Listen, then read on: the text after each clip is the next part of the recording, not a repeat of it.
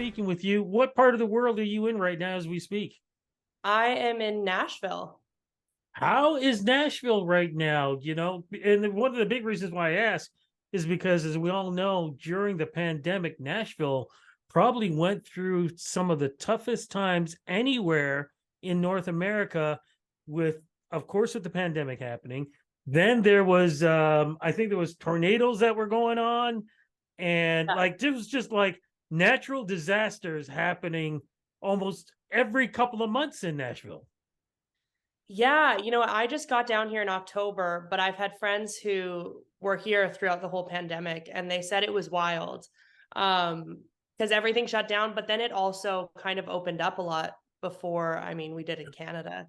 So it was a little different that way, but even being here, like the tornado watch and all that stuff, it's a little eerie.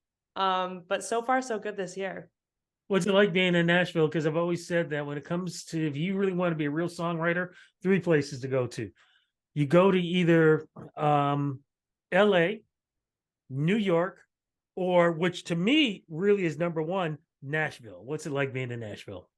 Yeah, it's definitely a game changer, I think, being here in the thick of it. Because when I was doing trips, you make connections and all of that, but and then you go away for 4 months and don't see those people. So it's definitely different being in the mix because everybody's writing all the time, everybody's performing, working on performing. It's just like this kind of whirlwind of creativity. And so I think being in it all the time has helped my writing, even just getting to watch my peers and whatnot. I get to go down to the listening room and watch the people who have written all the hits on a Thursday night. So it's definitely cool that way.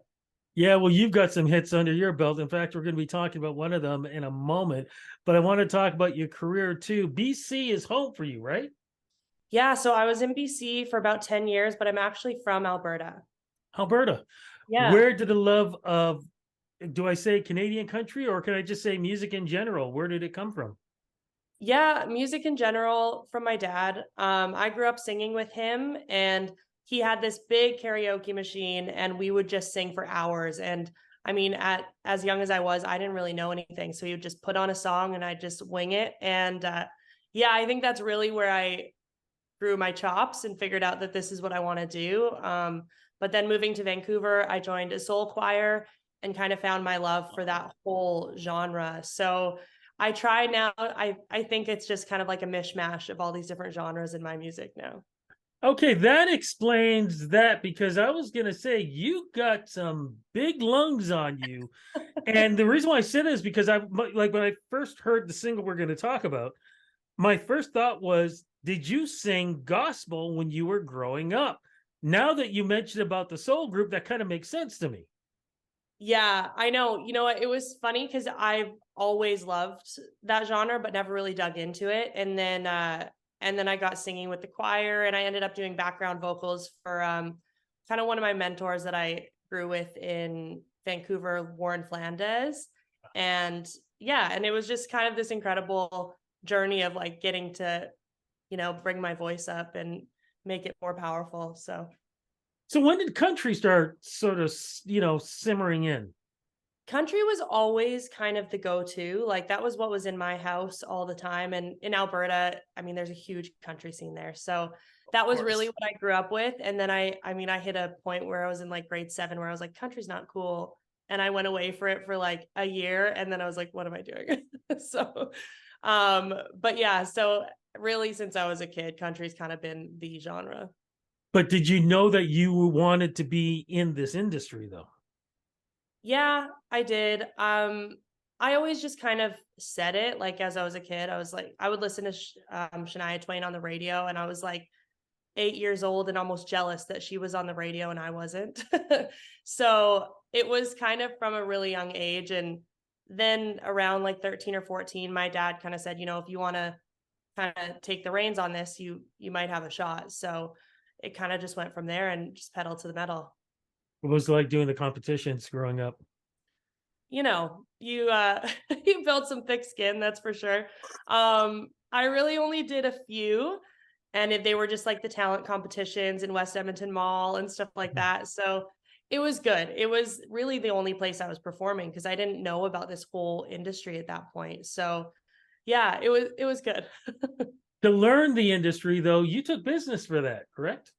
I did. Yeah, that's why I moved to Vancouver. I moved to do like a business management program on the music industry, which was great. I think prepared me for a lot. Obviously, you learn more being in it than you tend to in school, I think, with anything, but it definitely laid some groundwork and I made some great connections there.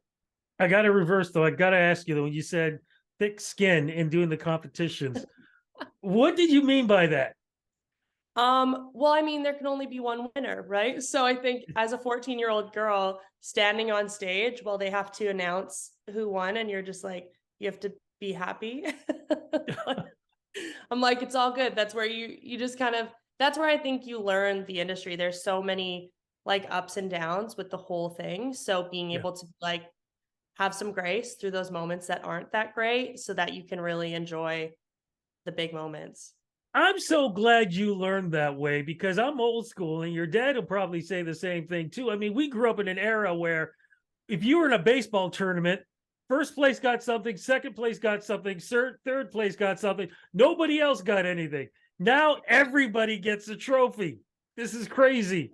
We need to have the one winner. You got second and third, and that's it. You learned that way. I have heard that's how it's going. Yeah. While all this was going on, were you writing songs and for yourself, or were Um, you writing poetry that you didn't know would be songs, or even a journal? I was always journaling. I remember when I would like, if my brother would make me really mad, I'd write this like journal entry about him, but I was never really writing songs until I moved to Vancouver. When I was driving there with my dad the night before we left, they gave me a guitar. And then that was when I started writing and learning guitar, was when I moved to Vancouver. When did things really start to shape in getting signed and really saying, okay, it's time for me to start hitting the stage and recording and things like that? Talk about the process there. Yeah, so throughout school, I mean, I just didn't really know anything. I wasn't a part of the associations or anything like that. So when I graduated university, I started a band. My dad was like so on it. He's like, you need to get on a like have a band so that you can kind of travel around and play together. And I remember being like, no, dad, that's not how it works. And once I started a band, I'm like, thank God I did that. But it was kind of we got in the studio, kind of did this album that was literally just stuff that I had written while I was in university, and we just put it out. And I think having a body of work out helps Yeah. kind of build something because you have something to send to people. But then I joined the CCMAs, and really it's been, I mean, I joined the CCMAs in 2019, and then we had 2 years off, and now we're back. So it's kind of that's when everything really shifted into the industry side. What happened to you during the pandemic? I mean, it sounds like you had the momentum going, and then bingo, we can't even look at each other unless we're on something like this.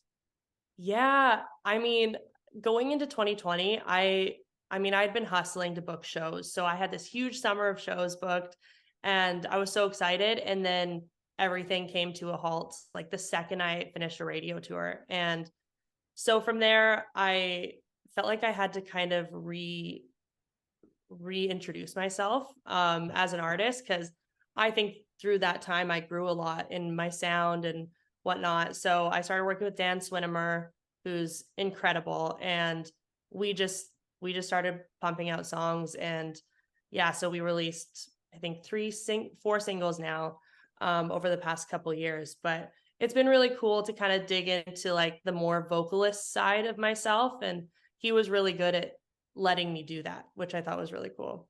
When did you decide that you needed to take that plunge and head to Nashville? Because that's a significant move. Yeah, it was honestly, I feel like I didn't really think about it until I got here. And then I thought, what did I do? But I had come on a trip last April and I was watching everybody play and my friends perform and all that.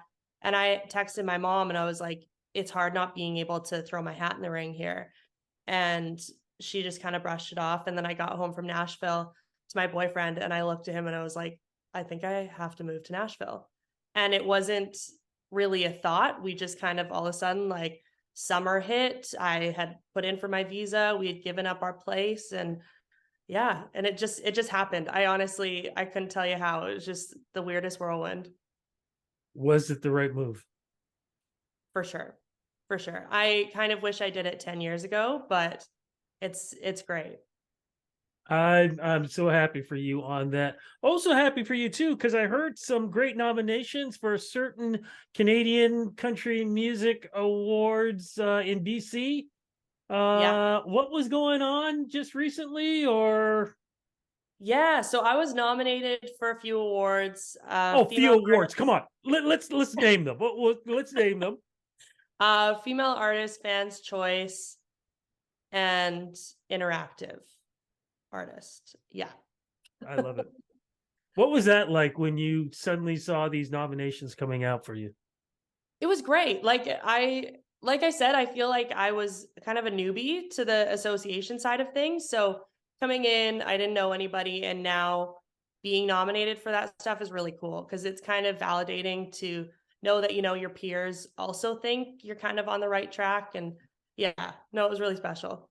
So here you are, you're growing up, you're a big fan of Shania Twain, and you're thinking to yourself too, Shania, you're in my spot. How does it feel slowly moving into that position and knowing that there is a good chance that one day not only will you be in that position, but you're going to be influencing that young lady in the future who's also going to say, Taylor's in my spot. Yeah, I mean, I think that's what we all hope for sure. I'm very hopeful that it'll go that way and continue to go that way, but it's definitely one of those things that as you're growing your career, you're in it. So your standards are constantly shifting. And I think it's been a big thing where my mom and dad have been like, sit back and take a look at what you've done Yeah. and accomplished so far, because it really is kind of continuing to get bigger and bigger. And I think, yeah, I'm just trying to enjoy it as I go, really. Part of that enjoyment is a new single. So let's make this part official. What is the name of the new single? What is it about? And how does it represent you in this point in your career? Yeah, If This Is Love is the new single. And I was going to a write and it turned out to be around the corner from my ex boyfriend. And so I walked in the door and I was like, oh my gosh, you guys, this is crazy. And they're like, oh, is he the one that got away? And then we started talking about how sometimes things end and there's not like a huge reason. Sometimes people just don't work together. It's just not right. And Yeah. so it was all about those questions of like, why, how do I know if love is love, And yeah, so it's just been kind of going from there. And then I went into the studio with Dan and he really brought it to life. Like he believed in it from the work tape, which was really cool. But it's a song that I wanted to be able to just convey the way that I would naturally, maybe not thinking about like the outside industry and all that. And so I wanted to just be authentic and just belt it out the way that I love to. And I mean, thankfully, the industry has kind of hopped on it, which I'm super pumped about. That's what I was going to ask. That was my next question. What was it like vocally to challenge yourself on a song like that? Because you hear vocals like that more like back in the 80s with a Patti LaBelle or something like that. You were kicking it. What was that like to challenge yourself with that? I love it. It's like that's what I do and that's what I love to do. So this was kind of I took it as my moment to shine. like I'm just going full out, and I loved recording that one and I love getting to sing it now because it's such a moment. It's very like, if you're a singer, when you get to really let it out, it's very freeing. So yeah, really fun. I know we talked about, of course, the love of country, but would you ever consider doing a soul album or even a gospel album or R&B album in the future? Because, like I said, you definitely have the vocals and the range to do something like that. Also, I have definitely thought about it. I think if I get to a point where I can kind of play around and do what I want to do, then I would definitely make that like soul country album. That's like yeah, my, and I say this all the time. I'm like, my goal is to be able to make a full soul country album and just put it out and not care what happens with it, So yeah, one day for sure. Dean Brody. I mean, he did country and reggae. So these days, like you can do, there's no such thing as country rules. Yeah. Anything can happen. So I cannot wait to do something like that. I think it'd be amazing. Yeah, I'm looking forward to it too. I mean, I talk about it every year and my mom always says, "Where's the Christmas album? Where's the Christmas album?" I'm like, "I'm not going to do a Christmas album until I can do it right, full choir, full everything." So, But what about just an album or an EP in general? When do we think we'll be seeing something like that? yeah, so we're kind of leading up to an album for release in early 2024. And are we going to see you at the CCMAs? Definitely. Yeah, are you going to be there? Yeah, I will be there. I'm as long as I can drive there, I'm always there. So this time around, I could drive over there. What about the rest of 2023? What's going to be happening with you? Just shows. I'm actually heading back to Canada for some shows and then a little radio tour. I'm going to end up at CMAOs, which I'm excited about. But just really Oh, going, wait. And sorry to interrupt you. Are you going to be at the CMAOs? yeah, yeah. Oh, fantastic. I Are will you- definitely be there. Oh, perfect. We'll get to meet in real life. Yes. Fantastic. Yeah, And sorry, I interrupted you the rest of the year. What's happening?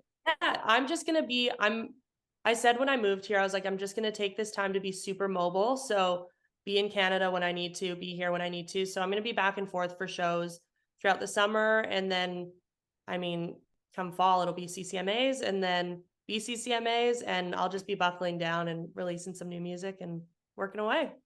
Cannot wait. Look, congratulations on the career. Man, a vocals amazing. You've taken it up to another level for Thank you. Canadian country and just Canadian music in general. Congratulations. And looking forward to meeting you in person when you come here for the CMAOs. Looking forward to it. Yes, Congrats me again. too.